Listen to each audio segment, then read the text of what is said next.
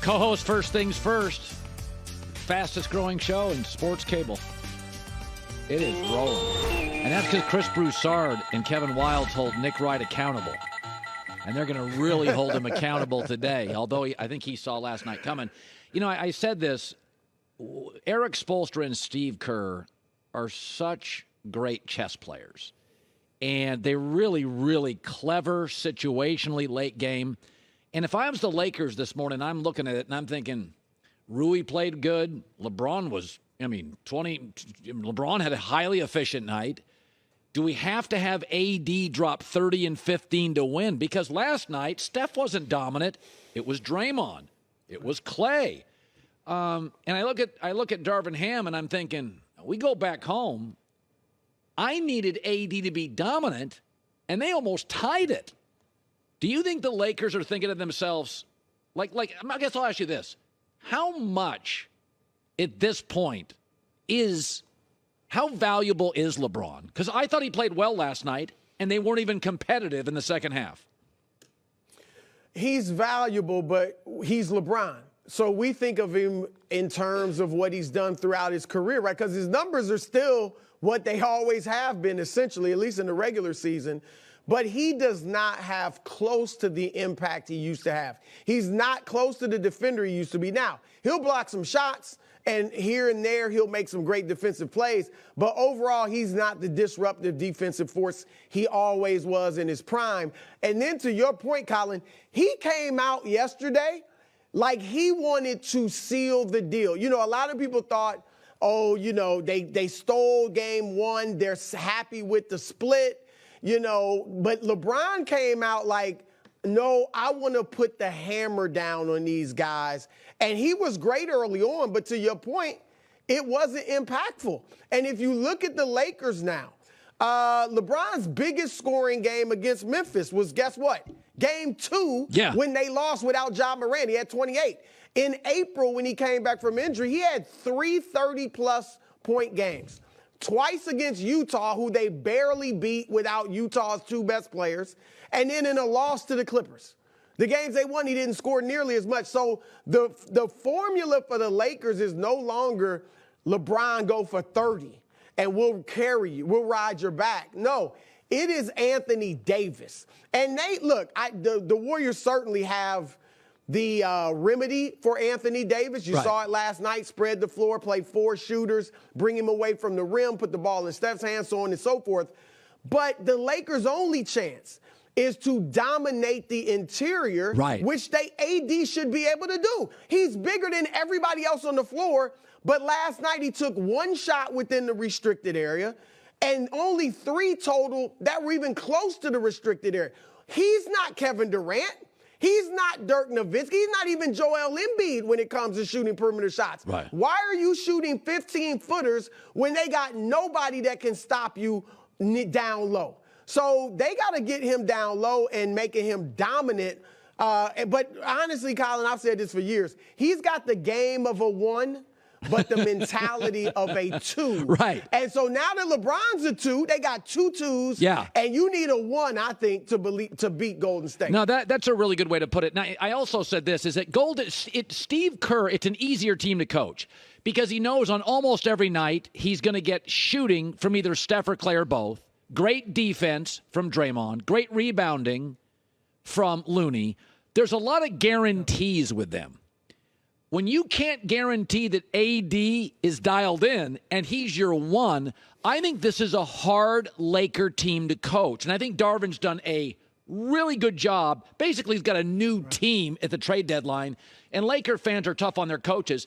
Here's my question, though. If this thing goes 5-6 and the Lakers lose, they're not getting rid of LeBron, right? With Bronny, they're not getting rid of him. Do you have to at least consider, with LeBron's age, Chris, where you're getting 55 games, AD may be great, but he's the wrong teammate. You need an Ant Edwards. You need a 70-game guy. You need a Trae Young. You don't need an old guy that doesn't play 75 games. Let's say they get extinguished in this series. Do you take the phone call on moving AD? I definitely take the call. I don't know that I move him. Obviously, it'd have to be a great package for him. But I'm definitely taking the call. And I'm listening. You mentioned Edwards and Trae Young, and you can throw in, Damian Lillard or somebody like that. I would definitely want a little size because Golden State is just unique. They go small. Somebody might say, well, why don't you just play small? Well, because everybody's not Golden State. I mean, they're the best shooting team ever, right? Best backcourt, best shooters ever in Klay and Steph. And their system. Everybody can't play that. Look, we can talk about Damian Lillard and Trae Young and Kyrie Irving, all these great scoring point guards in today's game, Colin. Do any of them want to run around like Steph does for 40 minutes? They don't. They want the ball in their hands. Right. And, and they're going to beat you one-on-one and do their thing and take their long jumpers.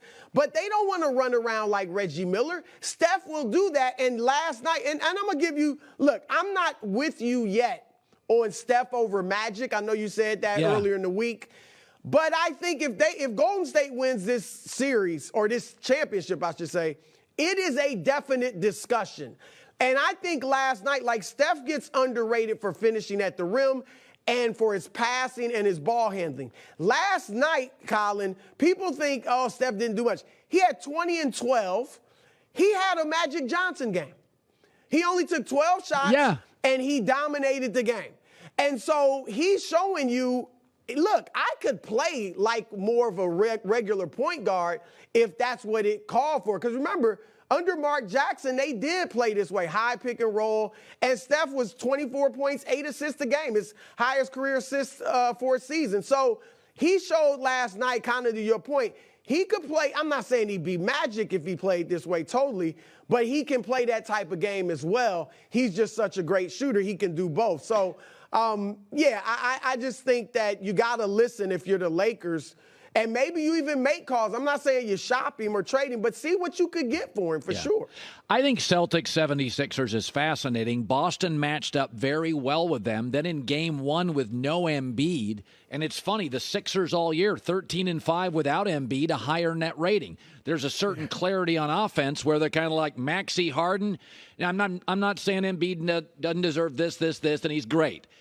But now it goes back. They got home court. Do you give Philadelphia, even with an 80% Embiid, a shot? Because I'll tell you, when you watch game one, they went toe-to-toe. And I have real questions about the Celtics. If these games are close, I can argue between Embiid and Harden.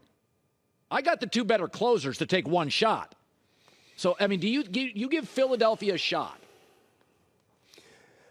I don't. I think I'm more down on Philadelphia than most. And I think it's because all these past years seeing Harden in big moments struggle. I know how great he is, but I've just seen so many big playoff moments where he doesn't play his game. I've seen Doc drop so many series when they should have won and could have won. He's the only coach ever to drop multiple 3-1 leads in a series. He's done it 3 times.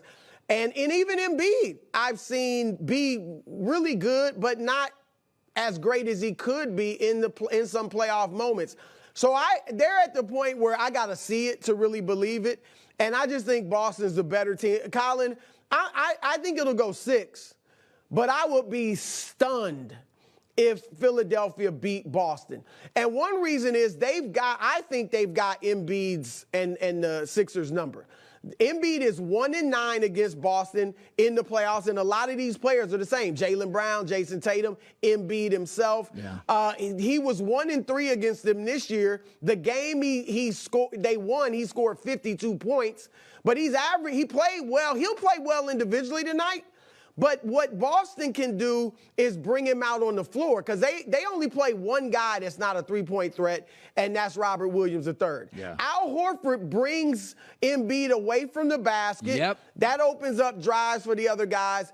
And Embiid's not great at closing out on threes, understandably. So I think they've got the formula to beat Philadelphia. Look, Philly, like I said, I think they'll get one of these 2 next games. But I think Boston wins in 6. All right, first things first. Will be great today off the the hemorrhaging Lakers. Nick Wright, Chris Broussard, Kevin Wildes. It's a fun watch. Good seeing you, buddy. Have a great weekend. All right, Colin, you too. How do you think Harden will do tonight, J-Mac? Because I think he's kind of a glorified role player in a weird way, and then he goes 45 points, his best playoff game in 8 years. But it's funny. I don't love Harden, but if I told you, if I laid all the Celtics and Sixers out and said one final shot, there's an argument. Embiid, Harden, one final shot. I just want a shot. Give me I Tatum. don't want to give me Tatum. I know you don't like it, but listen, I was saving some of the X's and O's for headlines. Did you see what Missoula did in Game 2 different than Game 1? Do you remember how Davion Mitchell picked up Steph Curry full court? Missoula went, no more Marcus Smart. Jaylen Brown, get up in Harden, full court. Jaylen Brown was all over him. Harden was rattled, annoyed. You know, Harden doesn't want to have to work. Yeah. He's not in the best shape. And Jaylen Brown, he didn't make one shot over Jaylen Brown the entire game. Jaylen Brown defended him, locked him up. It was like game over for Harden. He just didn't want the smoke. what that tells me? Say. You're moving Marcus Smart in the offseason. Well, Marcus Smart moved around. He did some maxi. He went back to Harden eventually a little bit, but Jaylen Brown's a really good defender, long. Yeah. These are smart moves you see in the playoffs that, you know, like, I don't know what Doc Rivers counters with that. Like, you play Harden off the ball now? I don't know. We'll see. Should be interesting. Hi, everybody. Thanks for watching. Subscribe here to get the latest from the show. Also, be sure to check out more of the best clips from The Herd or go watch a few segments from other shows on FS1.